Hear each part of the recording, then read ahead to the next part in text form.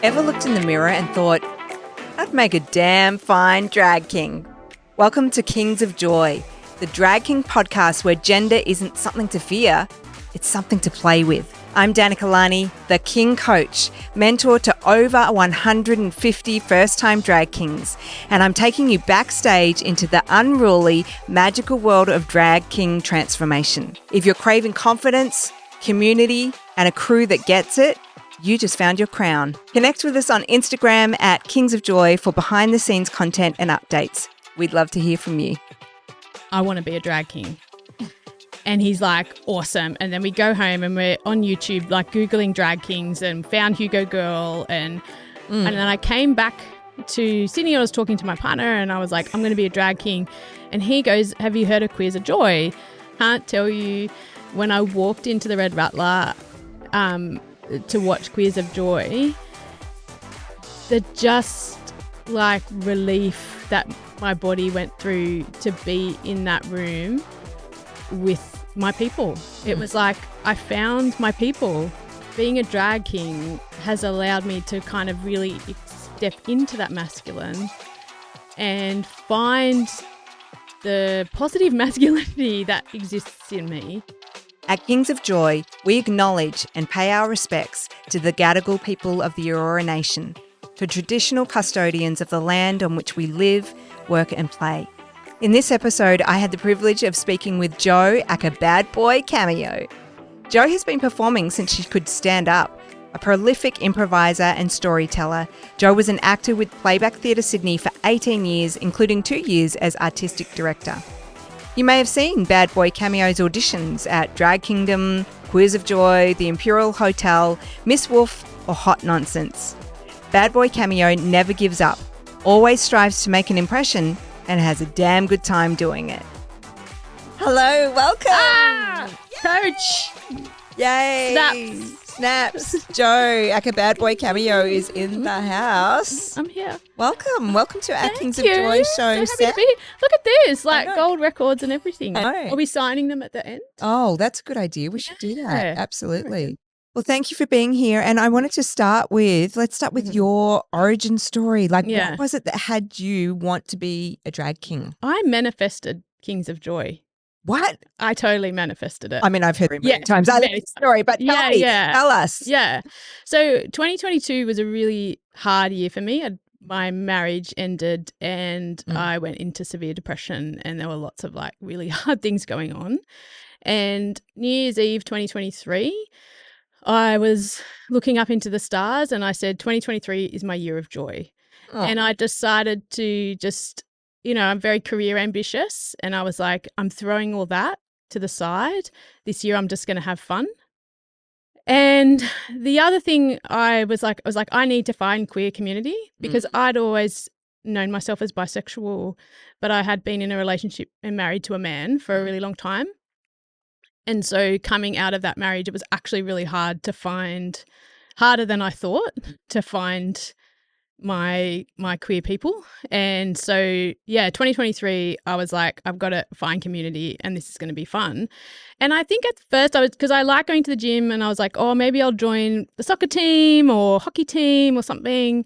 And then I was visiting my cousin and he had also been divorced and we were sitting down and he said, there's something I need to tell you.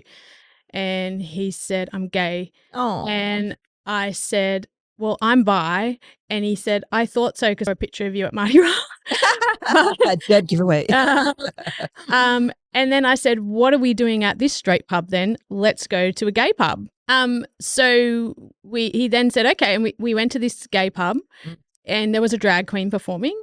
And I was watching the drag queen perform and I had this flash of, I was volunteering at Mardi Gras, the year of Pride, where there were 100 drag kings or whatever, however many there were. 80 drag kings. Drag kings. World record. Yeah, the world record. So Okay. I had seen the drag kings, but I was watching this drag queen and I turned to my cousin and I said, I want to be a drag king.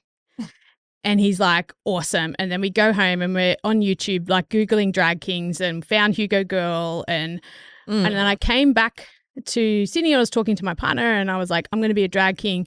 And he goes, have you heard of Queers of Joy? They have drag kings. So I went on the Queers of Joy Instagram page and then discovered Kings of Joy, which was a 5-week how to be a drag king program. Yes.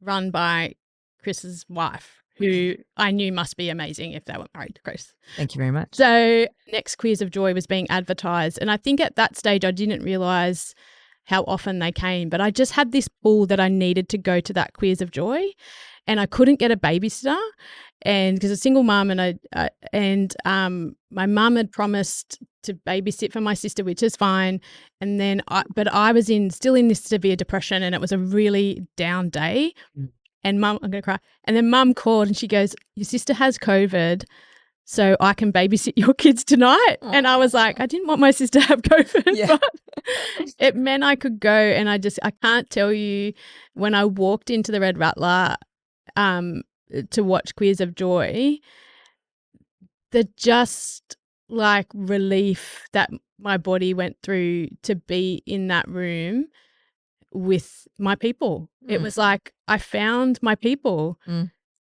you know, this amazing space of trans, non-binary, lots of neurodiversity. Like the fact that they acknowledge neurodiversity at the beginning. If you have ADHD or autism and you need to leave, that's okay. That hadn't been anything I'd heard before. Yes. So I felt like, oh, this part of me now has this safe space. And I remember going up to you, Danica. We hadn't met. We had emailed. And someone else was talking to you, and I was just in full, like, I need to talk to Danica right now. I need to be on that course. And I remember the introduction as well. And I love that you, you know, because there are only 6 spots or something for the course, and you prioritize people of color and trans and non-binary people, which I totally believed in. But I was like, I hope there's still a spot for me. Yes. I was so willing to give my spot up. Yeah. But I was just like so happy that there were 6 of us. That there were 6 of us that wanted to do the course. So I just, and from that first rehearsal, all of those wonderful humans in that, they're now my brothers. And then being added to the WhatsApp group for Kings of Joy. And so I'd gone from, you know, my friendship network being suburban mums who were married to men who very supportive of me but didn't really want to go to gay pubs. Right.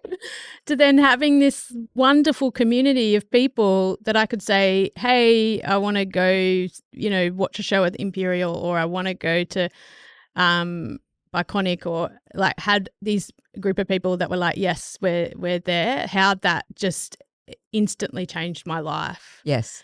For the better, and then just hasn't stopped since. It's such an incredible story, Joyce, particularly the whole manifestation. Yeah. That, you know, what a powerful manifester you are. You so, created this whole thing and then stepped into it. And at the same time, I was, you know, in parallel creating a community that I didn't have, because I didn't feel like I had a place where I belonged in Sydney, not being from here and having moved here and not knowing anyone. Yeah. Finding it hard to tap into the community, finding it hard to tap into the queer community and find my place. So, eventually creating the community and, you know, alongside Chris, who had this whole vision for Queers of Joy being a space to platform trans and gender diverse artists. But, of course, because we'd met doing a drag king group, it was like, come on, let's give that away. It was so much fun being in a drag king crew. Yeah. Let's give that away to other people. Yeah. And so, that you could step into that space, and we co-created it together. And what did I say to you the other day? I was like, I think the fog lifted at the right time for us to connect. Absolutely. Yeah, it was perfect timing. Yeah. And so out of that, you invented a persona. Tell us about your drag king persona. Okay, so the first one actually we created was the Ask Professor Traverse, who came out of, because as part of the course, you know, you ask us to really tap into parts of ourselves and our cultural history.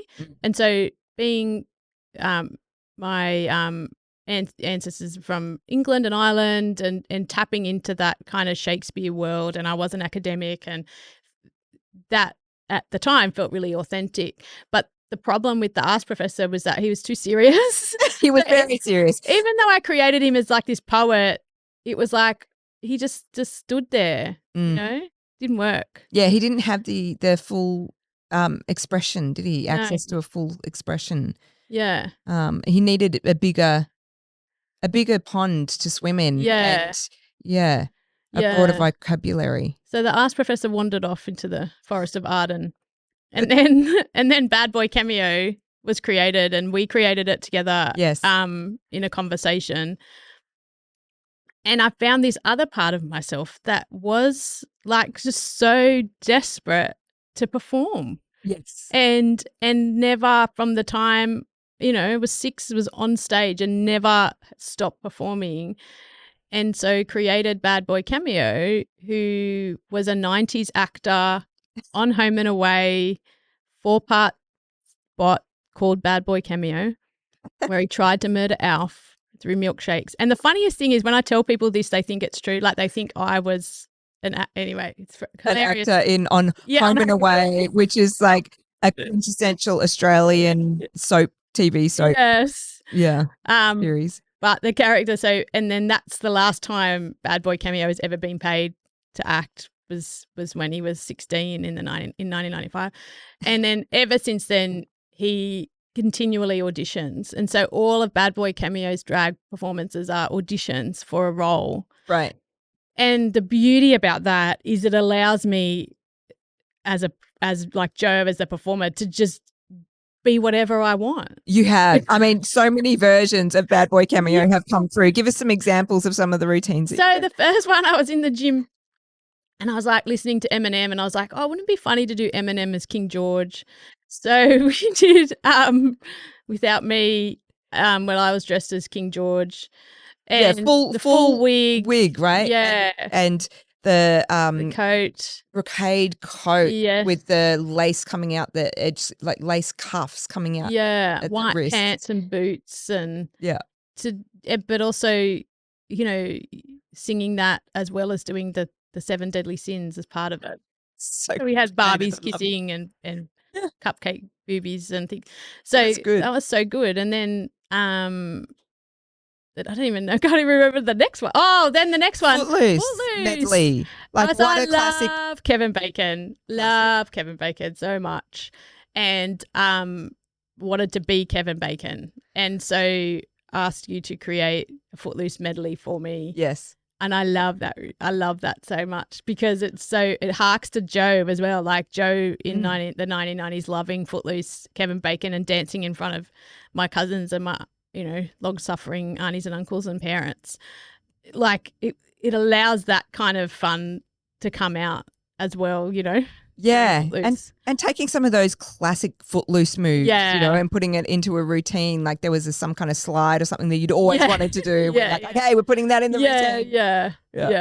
Yeah. And the running, and I think you'd had this other idea for the end, and I'd said no, we have to do the classic, like everybody got that boom, one. Boom, everybody. Yeah. Yeah. Everybody. I should do it for the camera because otherwise people won't. Can we? Yeah. Everybody talk. Boom, boom. Everybody talk. I don't even know if I'm singing the right lyrics, but it's something like that. It was in the 80s, whatever. That's a yeah. Who knows? Yeah.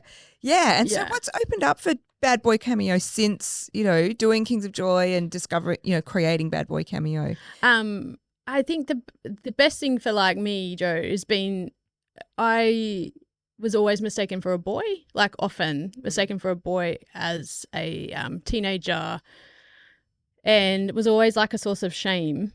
And also I'd have, because I'm quite ambitious, would have people say to me, oh, you're so masculine, as an insult. You need to step into your femininity more.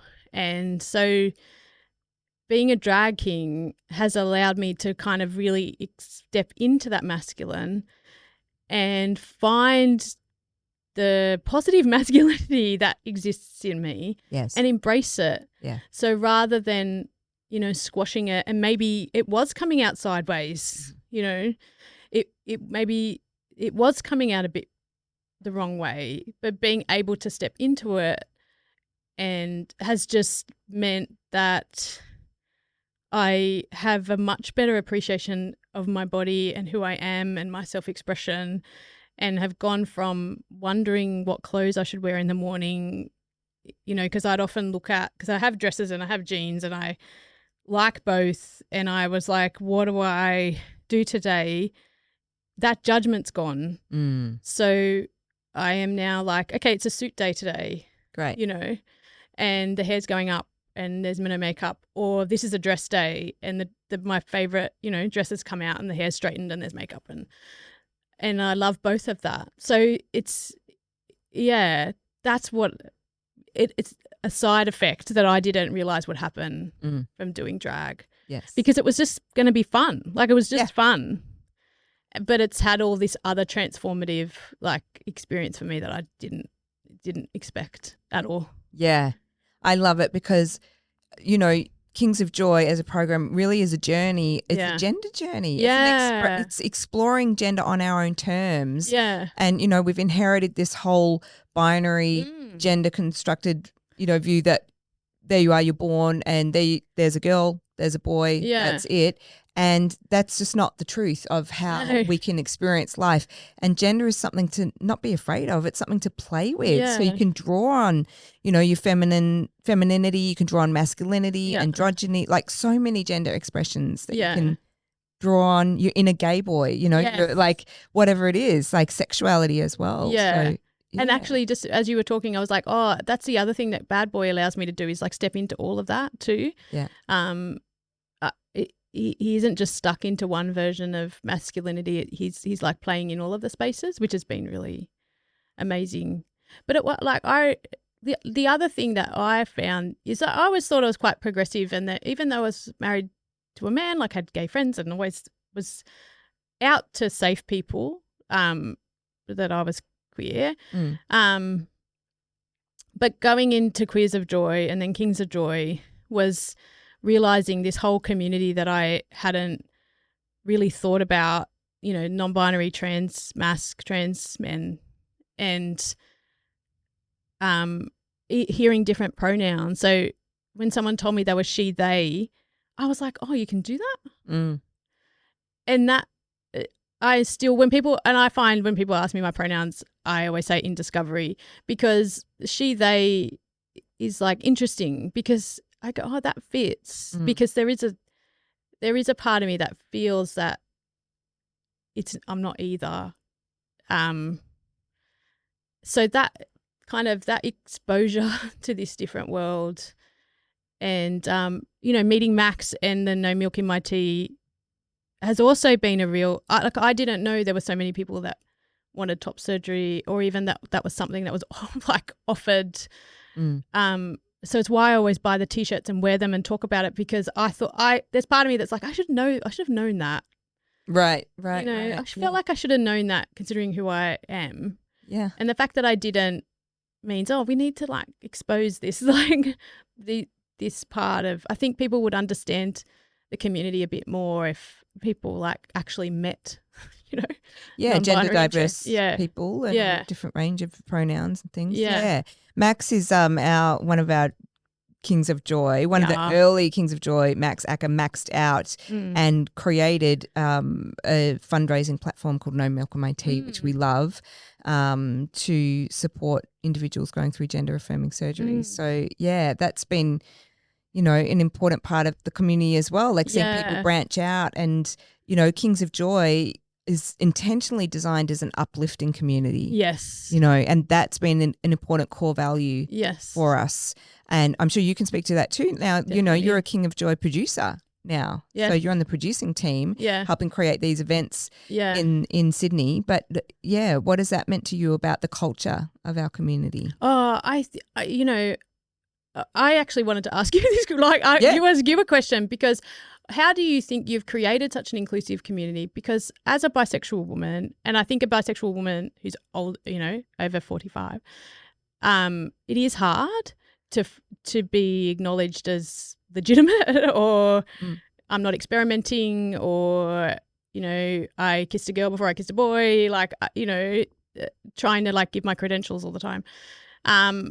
It is hard. And but coming into Kings of Joy and hearing you say, I don't care who you sleep with, you want to step into your mask, you're welcome. But it is a very queer community. So Yes. you've been able to create a really inclusive space for all sexualities and genders, and yet it is, sapphic, it's still very queer, like it's still very sapphic queer, which is important too. Yes. So yeah, how do you do that?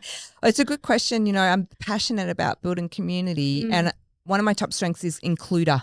Yeah. I'm an includer, and so I have to include people, find ways to include people. Yeah. It just rubs me up the wrong way to leave someone excluded. Yeah. And so I think that's part of it, is really seeing, staying true to, if we say we want diversity, we actually have to allow for diversity. And that means allowing for different experiences, different lived experiences, different points of view. Yes. Not just within the queer community, outside of the queer community as well, and allowing it all to coexist together. Because human beings have an incredible ability to cooperate with each other. Yes. Particularly in large cities, where it's like there's so much diversity, and yet we manage to cooperate in a way that has things work generally. Yeah. And so, intentionally creating a community that's based on values like joy, like uplifting each other, means that it is so authentic for me to say, I actually don't care who you sleep with. Yeah. That's your choice. I empower you. Yeah.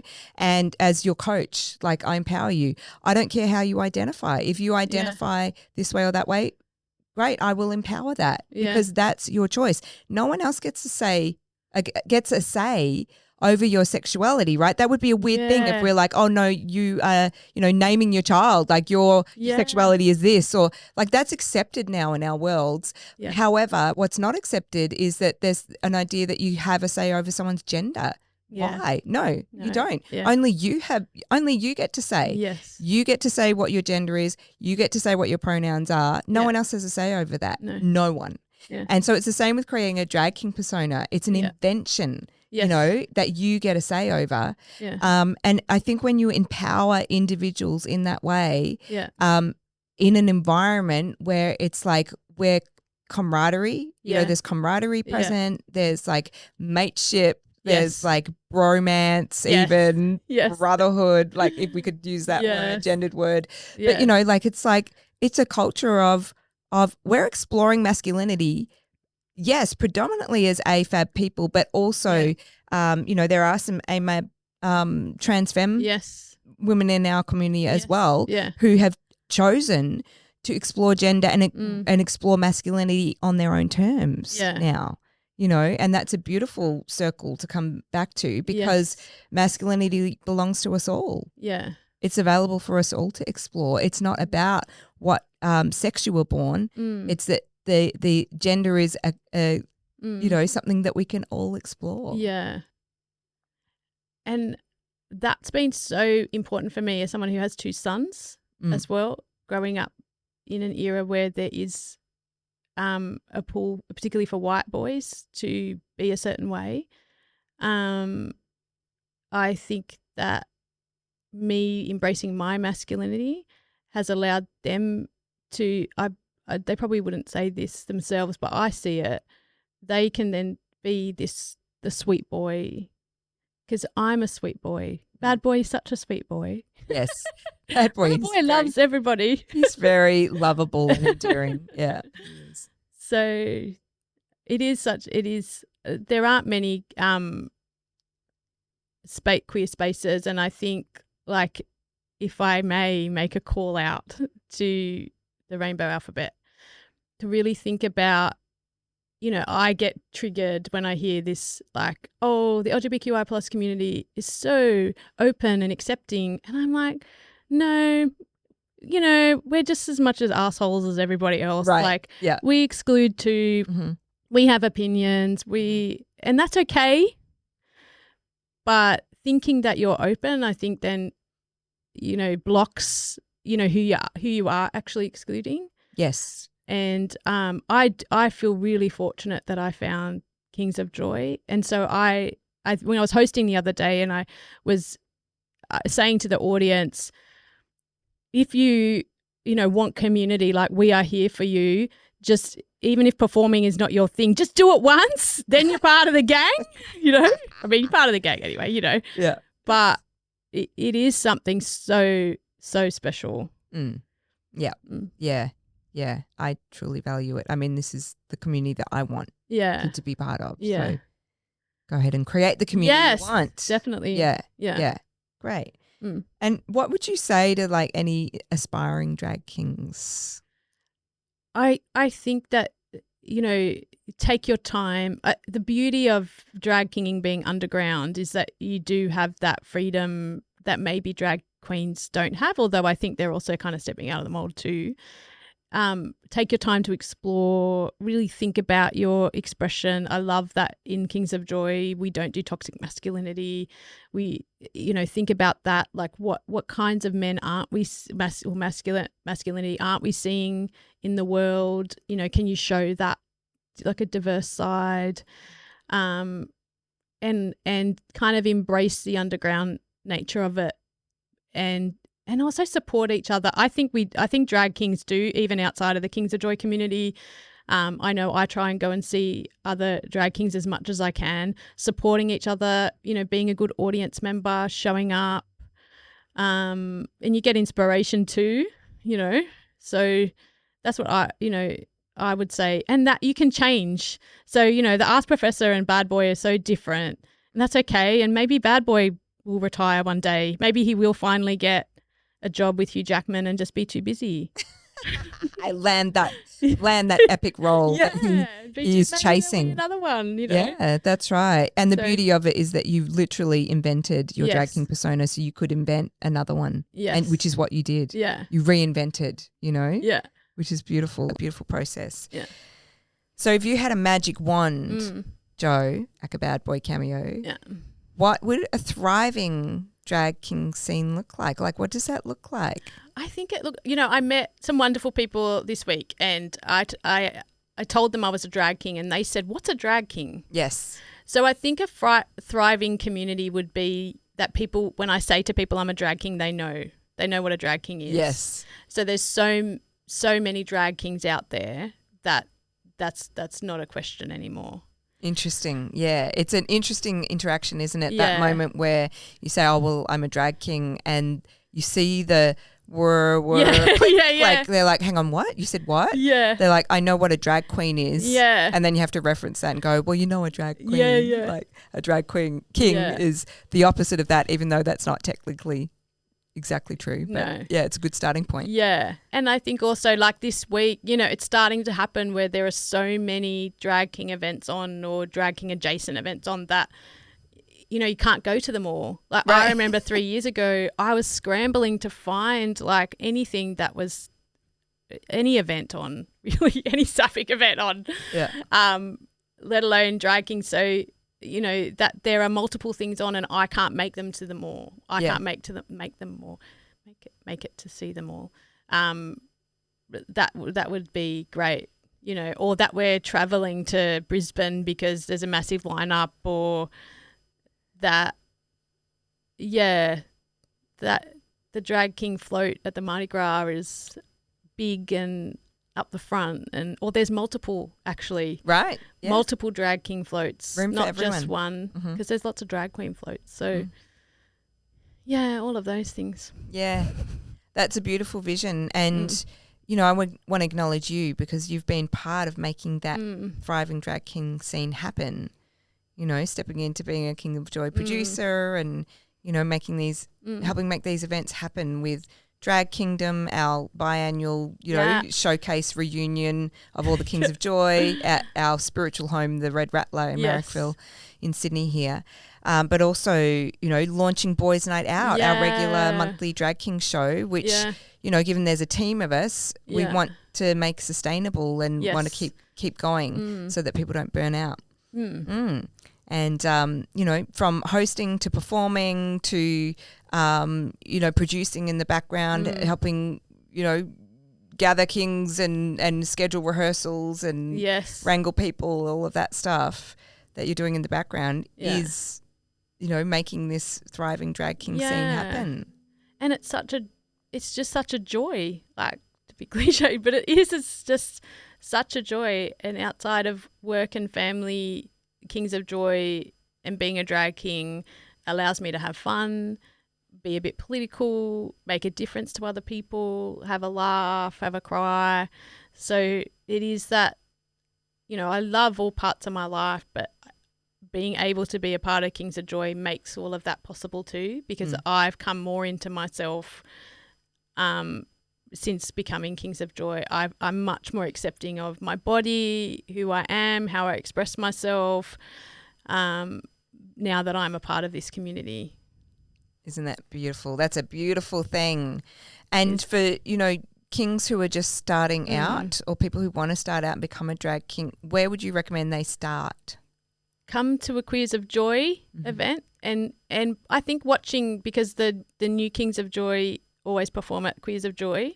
So Queers of Joy is a good place to start, because you'll see people doing it for the first time, and that might make it less scary for you. Right. So I think that is a really good place to start. And then, of course, coming to see Boys Night Out or the other shows too that are happening in Sydney anyway, Hot Nonsense, and I know Melbourne have a great drag king scene. So yes, going out and watching other people talking, come and talk to any of us. Everyone is so amazing. Yes. So, yeah. Great. Yeah, so go to your local drag king shows, meet and go up to the drag kings and speak to them. Yeah. I've also got a free resource that can help people get started. You do. Yeah, You do, for of course. aspiring drag kings, which is some people start with their name, some people start with the look. Yes. But I've created a free resource that you can download, which is a name guide claiming your drag king name. And I use a lot of examples from the Kings of Joy community of different names that you could create, and test them on your friends and family and chosen family and see how it goes. Yeah. But that's available too. Yeah. You could put your coffee name. Maybe I should order coffee as Bad Boy Cameo. Oh, I love that. I love that. Happens. Yeah, go to your local cafe, order your coffee as your drag king name, and tell us what happens. Yeah, I'm George Bulgers, or I'm Chase Cox, or Chase Cox. I'm Dildo Baggins. Dildo Baggins. What about Boy Michael? Hi, my name's Po Trancy. Fine China. Yeah. Jim Junkie. Brad Armpit. I'm Brad Armpit. Brad Armpit. That's a good one. Yeah. Armpit. ARMP. Yeah, that's right. You spell it like yeah. Awesome. Oh, well, thank you so much, Jo. What a joy to have a conversation with you and Bad Boy Cameo. And yeah, thanks for being here. Yes, thank you. Welcome to the kingdom, pull up a chair. Real kings, real stories, we go there from debut to crew. The journey we're making, this is Kings of Joy. Here's the crown you're claiming. Welcome to the kingdom. Real kings, we go there. The journey to the kingdom. This is Kings of Joy. Here's the crown, Welcome to the kingdom. Real kings, from debut to crew. The journey we're making, this is Kings of Joy. Here's the crown you're claiming.